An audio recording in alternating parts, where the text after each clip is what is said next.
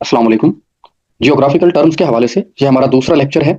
पहले लेक्चर में हमने कुछ बेसिक डेफिनेशंस देखी थी, जिसमें लैटिट्यूड क्या होती है, longitudes, tropic of Cancer, tropic of Capricorn, torrid zone, doldrum, temperate zone, frigid zones, north pole क्या होता है, साउथ पोल क्या होता है, और इसके अलावा जो है Greenwich mean time, international date line, longitudes, और फिर वहां पर जो है टाइम जो है 1 डिग्री जो है 4 मिनट्स के इक्वल होता है, या 15 डिग्रीज 1 आवर के इक्वल्स होती हैं। और हम टाइम कैसे कैलकुलेट कर सकते हैं, मैप, तो इस सारी चीज को हमने प्रीवियस लेक्चर में देखा था।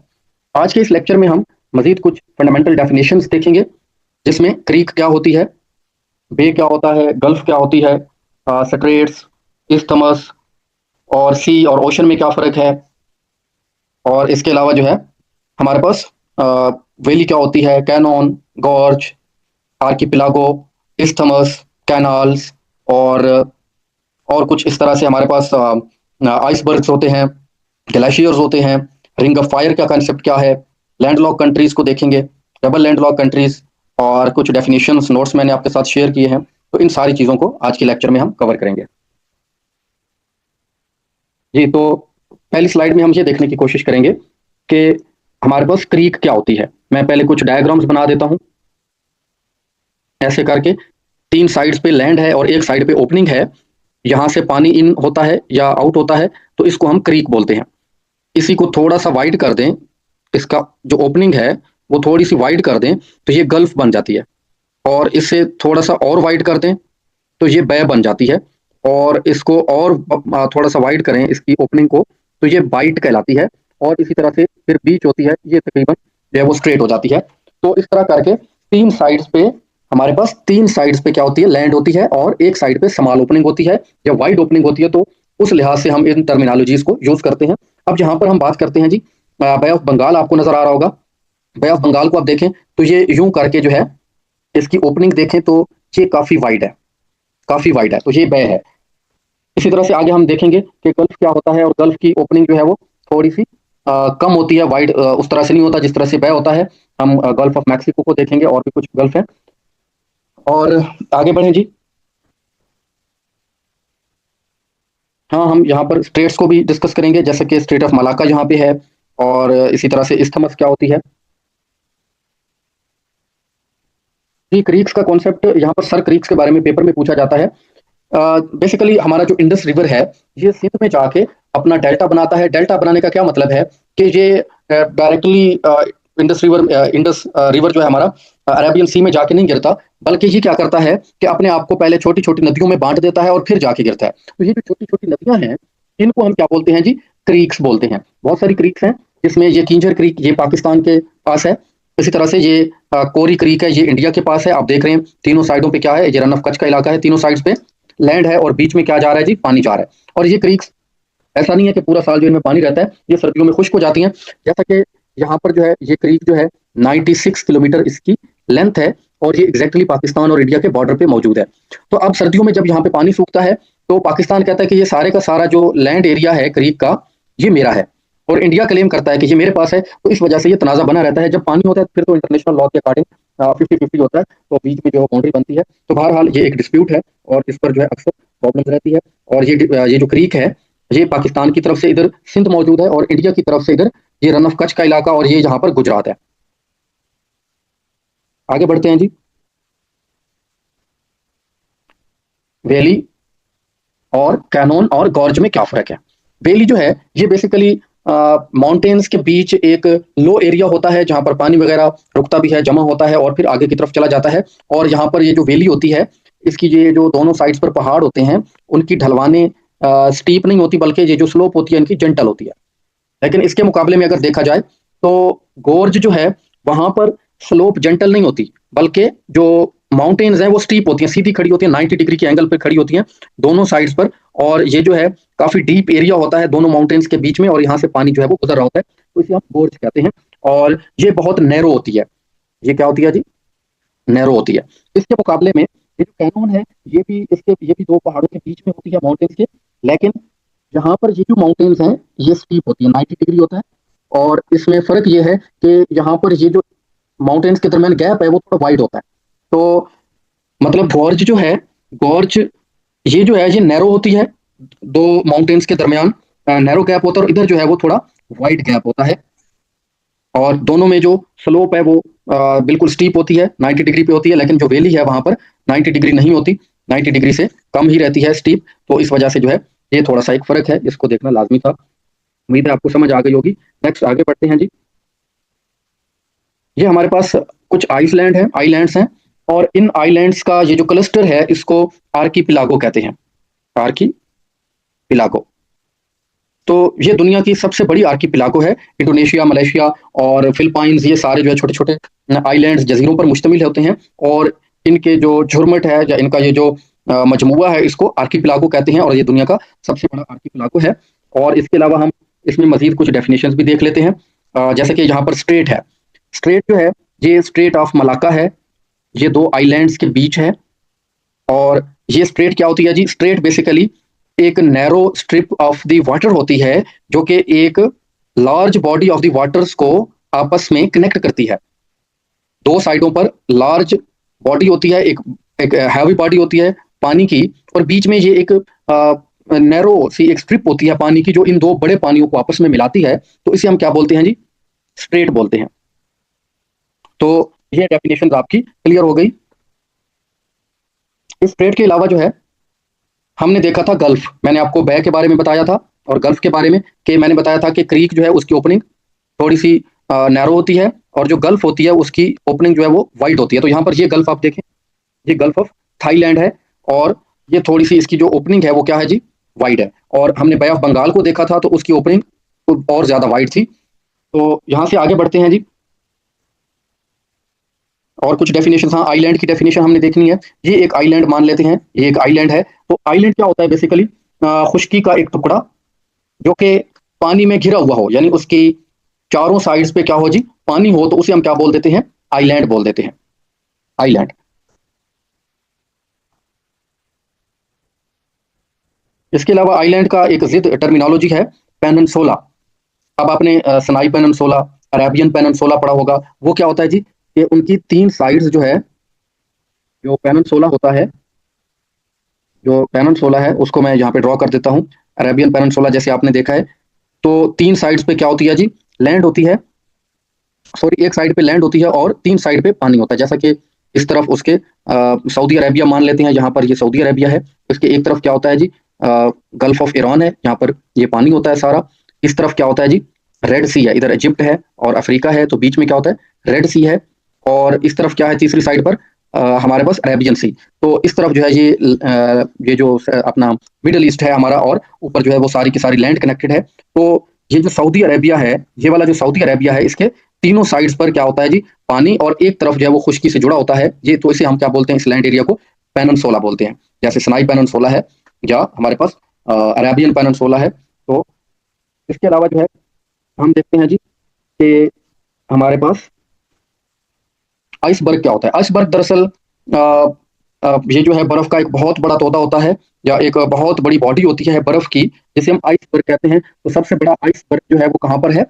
एंटार्क्टिका में है, साउथ वाली साइड पर, एंटार्क्टिका, साउथ वाली साइड पर। तो सबसे बड़ा जो बर्फ की बॉडी है तो साउथ वाली साइड पर, एंटार्क्टिका वाली साइड पर है, तो उसे हम आइसबर्ग कहते हैं। टाइटैनिक जो है वो भी एक आइसबर्ग से टकराया था, एक बहुत बड़ा जहाज था, तो टूट-फूट का शिकार हो गया। तो इस टर्म को भी हमने देख लिया है। फर्दर आगे बढ़ते हैं जी। रिंग ऑफ फायर क्या होती है जी? तो ये भी बड़ी एक इंटरेस्टिंग जो है टर्मिनोलॉजी है।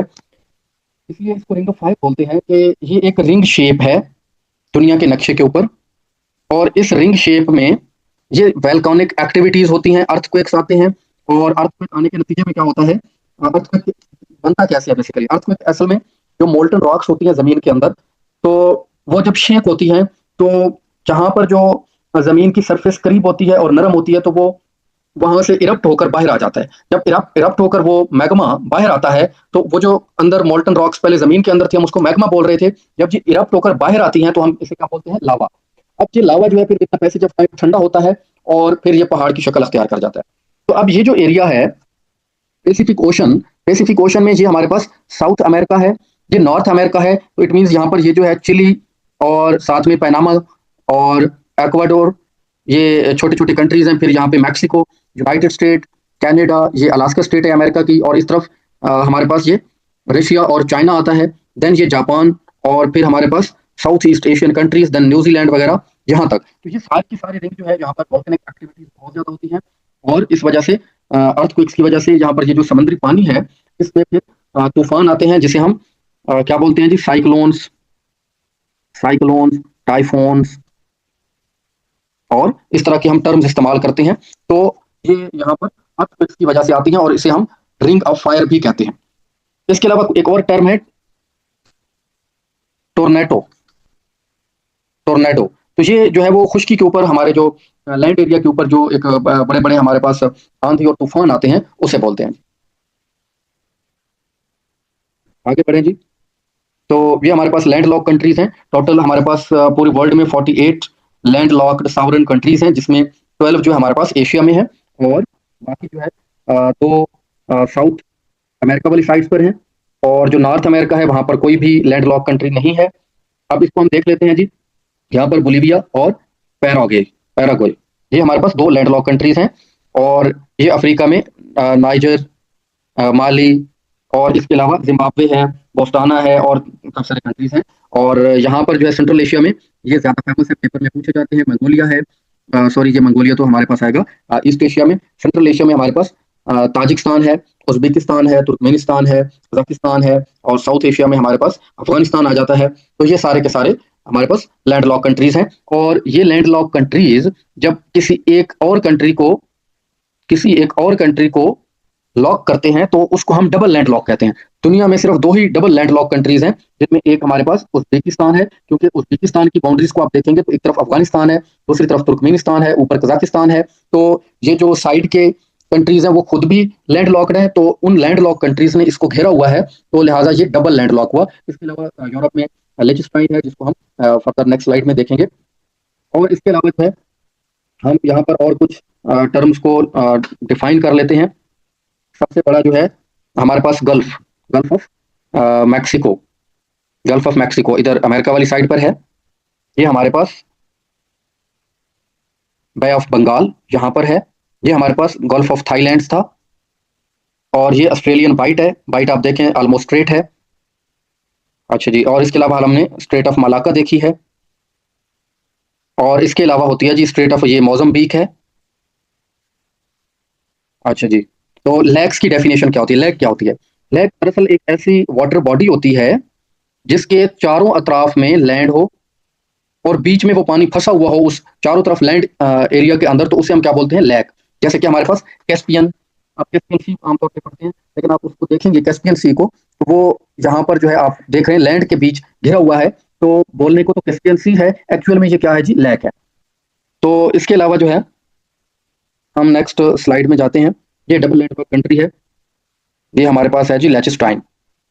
इसकी अगर हम जियोग्राफी को देखें तो इसके एक तरफ तो स्विट्जरलैंड मौजूद है, जो कि खुद लैंड लॉक्ड है, फ्रांस इधर, और ऊपर जर्मनी है। दूसरी तरफ ऑस्ट्रिया है, ऑस्ट्रिया खुद लैंड लॉक है, इसको कोई ओशन नहीं लगता। तो ये दोनों जो है इनके बीच में क्या है जी? लेचेस्टाइन है। तो इसको जो घेरे हुए मुल्क हैं वो खुद लैंड लॉक्ड हैं, तो ये उनके बीच में है, तो ये डबल लैंड लॉक्ड हुआ। लैंड लॉक ऐसे कंट्रीज होते हैं जिनको कोई ओशन, कोई सी नहीं लगता, तो उन्हें हम क्या बोलते हैं जी? Land lock countries. जी, यहाँ पर कुछ डेफिनेशंस हैं, इनको अगेन देख लेते हैं अगर कोई मिसिंग हुई। आइसबर्ग को हमने देखा है कि ये एक large mass of the ice होती है, जो कि फ्लोट कर रहा होता है आमतौर पर ओशंस में, सीज में। और सबसे बड़ा आइसबर्ग जो है वो हमारे पास एंटार्क्टिका वाली साइड पर है। इसके अलावा लैंड लॉक कंट्रीज को हमने देख लिया है, स्ट्रेट्स को भी समझ लिया है, बै क्या होती है, गल्फ है, आइसलैंड है। आइलैंड के अलावा कोस्ट लाइन आपको पता है, साहिल समंदर को कहते हैं। लैंड का वो एरिया जो समंदर के साथ लगता है उसे कोस्ट लाइन बोलते हैं। पेनिनसुला वो होता है जिसमें हम तीन साइड पे पानी होता है, और एक साइड खुश्की वाली साइड पर उसकी कनेक्टेड होती है, जैसे अरेबियन पेनिनसुला है। प्लेटियो क्या होता है जी? प्लेटियो बेसिकली हमारे पास एक पीस ऑफ लैंड होता है जो कि बाकी सरफेस से ऊपर होता है, आम सरफेस जो है उससे ऊपर होता है प्लेटियो। ठीक है जी। जैसा कि एक तिब्बत प्लेटियो को आपने पढ़ा हुआ है, तो तिब्बत का एरिया जो है उसको अगर आप देखें तो वो बहुत हाइट पर है, और बाकी का जो एरिया इर्द गिर्द है वो नीचे, बहुत नीचे है। इसके अलावा वॉल्केनिक एक्टिविटी को हमने देखा है कि मोल्टन रॉक्स जो कि जमीन के अंदर नीचे हैं, उसका जो लिक्विड है उसको हम क्या बोलते हैं? मैग्मा बोलते हैं। वो जब इरप्ट होकर बाहर आ जाता है उसे हम लावा का नाम देते हैं, और वो लावा जब हमारे पास ठंडा होता है तो पहाड़ की शक्ल अख्तियार कर देता है, और फिर वो रिंग ऑफ फायर्स को भी हमने देख लिया है। एक स्ट्यूरी होती है, स्ट्यूरी, ये एक डेफिनेशन है। जब भी कोई रिवर किसी सी में जाके गिरता है तो सी का जो पानी होता है वो बहुत साल्टी होता है, लेकिन ये जो रिवर होता है ये आमतौर पर फ्रेश वाटर होता है। तो जब ये जाकर आपस में मिलते हैं तो वहां पर ये जो इनकी बाउंड्री सी बनती है उसको हम क्या बोलते हैं जी? स्ट्यूरी बोलते हैं। Mingling of river and sea, mingling of river and sea is called estuary. इसके अलावा ओशन और सी में क्या फर्क है? ओशन एक बड़ी बॉडी होती है, और उस वाटर बॉडी का कुछ हिस्सा जो कि लैंड के साथ जाके कनेक्ट होता है तो उसे हम क्या बोलते हैं? सी बोलते हैं। इसके अलावा बेला, बेला भी एक इंपॉर्टेंट टर्म है। कोई भी रिवर जो है उसके अराउंड का एरिया बेला कहलाता है, और दो रिवर्स अगर हैं तो उनके बीच का एरिया जो है दो आब कहलाता है, दो आब। और अगर एक रिवर है तो उस रिवर के इर्द गिर्द का एरिया ये हमारे पास क्या कहलाता है? बेला। और अगर दो रिवर्स हैं तो उनके बीच का जो ये एरिया है उसको हम क्या बोलते हैं? दोआब। जैसे सिंध सागर दोआब जो है वो सिंध और झेलम रिवर के बीच है। फिर झेलम और चिनाब के बीच जो एरिया होता है उसे हम क्या दोआब कहते हैं। फिर बारी रिवर और रावी रिवर के दरमियान जो है उसे हम क्या बोलते हैं जी? बारी दोआब बोलते हैं। और इसी तरह से रचना दोआब है रावी और चिनाब के दरमियान। और जो बेला है वो बेला दरअसल एक रिवर के करीब करीब जो एरिया है दोनों साइड्स पर उसको हम क्या बोलते हैं? बेला। इसके अलावा साइक्लोन्स को हम पहले ही देख चुके हैं कि अर्थक्वेक की वजह से जो बहुत बड़ा तूफान आता है और वहां पर जो प्रेशर है कम होता है तो वाटर बॉडीज, मैं इसको अगेन रिपीट करता हूँ, साइक्लोन क्या होता है? हमारी जो वाटर बॉडीज हैं जैसे कि ओशंस हैं, सीज हैं, तो उनके ऊपर, गर्म पानियों के ऊपर जब प्रेशर लो होता है तो वहां पर एक तूफान सा बनता है जिसे हम क्या बोलते हैं? साइक्लोन्स बोलते हैं, और टाइफोन्स वगैरह बनते हैं।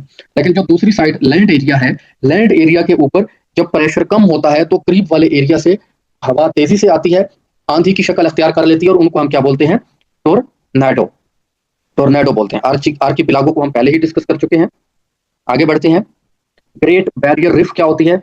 ये दरअसल समंदर के अंदर, जैसा कि ऑस्ट्रेलियन बैरियर रीफ है, ये दरअसल समंदर के अंदर हमारे जो छोटे ऑर्गेनिजम्स होते हैं वो जब कैल्शियम का अखराज करते हैं, पोटाशियम का अखराज करते हैं तो उनकी एक तह बनती चली जाती है, इकट्ठी होती चली जाती है, और सिकल्टन वगैरह पानी के प्रेशर से वो इकट्ठी होती हैं और एक हार्ड कोर बनती है, और वो फिर एक माउंटेन्स की तरह बनती चली जाती हैं, तो उनको हम बोलते हैं रीफ।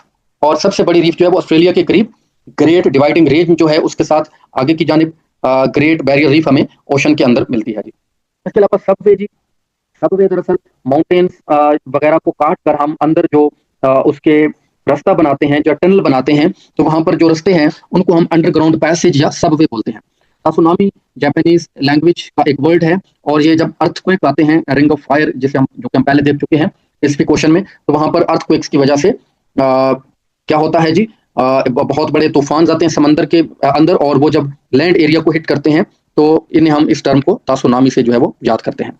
इसके अलावा इस्थमस क्या होती है? इस्थमस बेसिकली दो बड़े लैंड एरियाज को आपस में कनेक्ट करती है। फॉर एग्जांपल, ऊपर हमारे पास नॉर्थ अमेरिका है, नीचे साउथ अमेरिका है, तो इसको जो है वो Panama canal, sorry Panama isthmus जो है कनेक्ट करती है, तो इसे हम इस्थमस कहते हैं। इस्थमस की डेफिनेशन क्या हुई कि large area of the lands को आपस में कनेक्ट करने वाला एक स्मॉल पोर्शन लैंड का क्या कहलाता है? इस्थमस कहलाता है जी।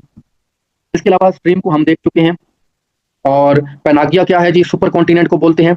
असल में साइंसदानों का ख्याल है कि अभी ये जो सेवन कॉन्टिनेंट्स हैं ये टेक्टोनिक प्लेट्स की मूवमेंट की वजह से बने हैं। अलबत्ता बहुत पहले की बात है कि जब ये सातों कॉन्टिनेंट्स एक कॉन्टिनेंट हुआ करते थे, तो उस एक कॉन्टिनेंट को, उस एक बड़े कॉन्टिनेंट को पैनागिया कहते हैं।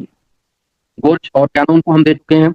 बेसन जो है वो deep area of the land को बोलते हैं। मींडर जो है वो कर्व पाथ को बोलते हैं, चाहे वो वाटर बॉडी हो या हमारे पास कोई रोड हो, उसको मींडर कहते हैं। ग्लेशियर्स, आपको पता है ये स्नो के नतीजे में माउंटेन्स के ऊपर जो है वो बर्फ की एक तह बनती चली जाती है, और फिर वो जो है ग्लेशियर्स एक एक स्पेसिफिक लेवल होता है, उससे ऊपर जब वो बनती है तो उसे हम ग्लेशियर्स बोलते हैं। और पाकिस्तान में सबसे ज्यादा ग्लेशियर्स पाए जाते हैं। ओवरऑल 50 कंट्रीज के अंदर ग्लेशियर्स पाए जाते हैं, और टोटल ग्लेशियर्स की तादाद राउंड अबाउट 2 लाख के करीब है।